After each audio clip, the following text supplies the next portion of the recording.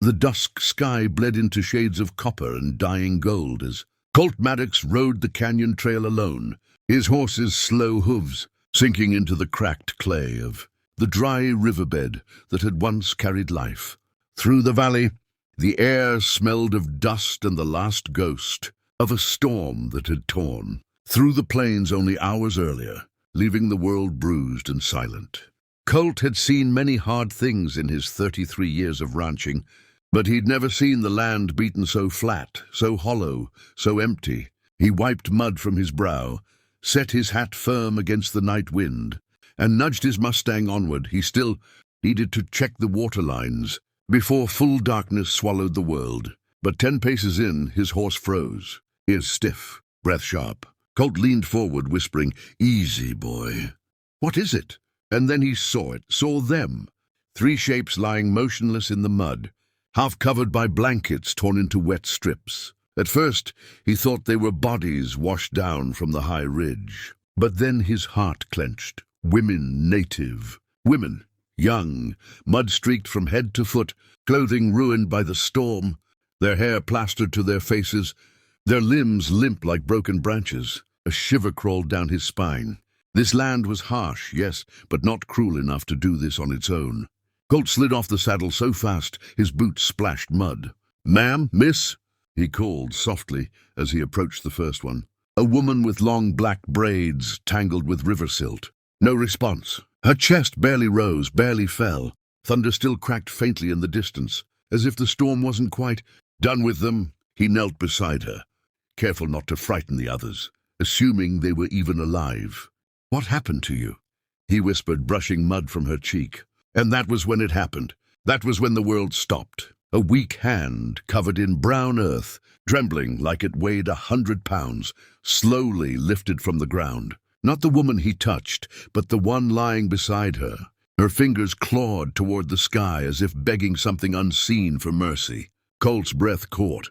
"You're alive," he said, voice cracking. "Lord Almighty, you're still alive!" The weak hand fell back into the mud as quickly as it had risen. Colt's pulse slammed.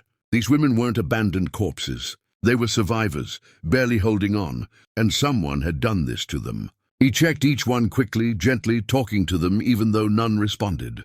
Their modest clothing, what was left of it, was ripped, soaked, and ruined. Cuts, bruises, rope burns. The kind of injuries that told a story even if their lips couldn't.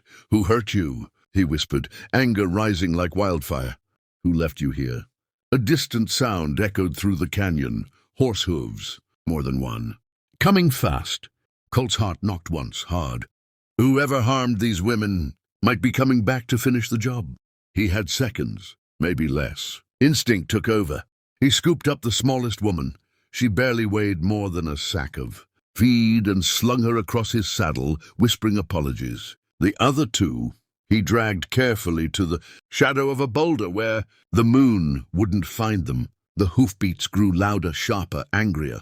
Colt pressed his back to the boulder and peered around it. 4 riders, dark coats, hard silhouettes, men with the cold swagger of those who think they own the night. Colt clenched his jaw. If they found these women alive, the men wouldn't ride away. They'd try to silence every witness. Colt's mind raced. He had no rifle, left it strapped to his fence post while repairing storm damage. Only his revolver with 6 shells, 6 bullets against 4 armed men, bad math. But he wasn't leaving these women behind. Not alive, not dead. "Stay quiet," he whispered to the unconscious woman across his saddle. The riders slowed. One pointed to the muddy shapes on the ground. "They ain't moved." "Looks like the storm finished the job." The second spat. "Good, less mess for us." Colt's teeth ground. Rage surged hot and sharp, but he forced stillness into his limbs. He needed timing, patience. If they rode down to check, he was done. If they didn't, the women had a chance. A long moment passed. A lifetime. Hoofbeats drifted away, slowly, fading, gone. Colt didn't breathe for a full 10 seconds. Then he moved fast, gathering the remaining 2 women, one over each shoulder, carrying them like precious cargo. Pain tore through his back, his muscles screamed, but he didn't stop, not once. He loaded all 3 onto his horse, securing them with his own coat and reins. "Easy, boy. You can carry them. I know you can. The Mustang snorted, trembling but loyal. Colt walked beside him, hand firm on the shoulder, guiding them up the narrow path toward his ranch. Night rose black and endless around them. Coyotes howled. The wind carried strange whispers through the canyon, as if the land itself watched everything unfold. But Colt Maddox kept walking, for miles, through pain and cold and fear, until the first lantern of Maddox Ranch glowed warm in the distance. He brought the women inside his cabin one by one, laying them on blankets before the fireplace. He lit the flames high. He pressed water to their lips, cleaned their wounds carefully, covered them with every spare quilt he owned. For hours he worked, until at last, just before dawn, one of the women stirred. Her eyes fluttered open, dark, deep, ancient with fear. She stared at Colt like she was waking into another nightmare. He lifted his hands in peace. "You're safe here," he whispered. "I found you in the riverbed. I ain't here to hurt you." Tears slid down her muddy cheek. Her voice came out in a rasp. "They will come," Colt nodded slowly. "Then let 'em. Because if they come looking for you—" His jaw tightened. His voice dropped to steel. "They'll have to go through me first." And for the first time since the storm, hope flickered in her eyes. A small, trembling flame. One worth protecting. One worth fighting for. One worth ending a war over. And dawn broke over the plains, bright gold and unforgiving, as the cowboy realized something deep in his gut. His life had just changed forever. For your YouTube channel, closing hook you can use.